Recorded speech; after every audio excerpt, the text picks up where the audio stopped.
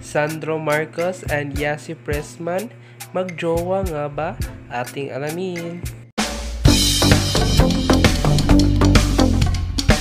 Viral ang photos ni na Presidential Son at Ilocos Norte Representative Sandro Marcos at Yasi Pressman isang araw makaraang inanunsyo ng aktres na hiwalay na ito sa kanyang longtime boyfriend.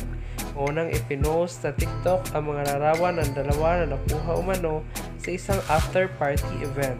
Umani na ng sari-saring reaksyon sa netizens ang eksena ng mag-BFF. Ayon sa mga fans, bagay na bagay.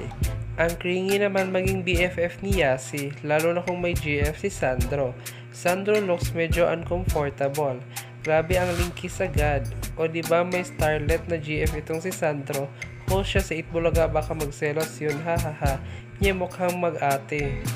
Ano ang masasabi nyo rito? I-comment nyo lang dyan sa ating comment box. At huwag kalimutang mag-like, share, comment, and subscribe, and click the notification bell para updated kayo sa ating mga vlogs and updates. Thank you!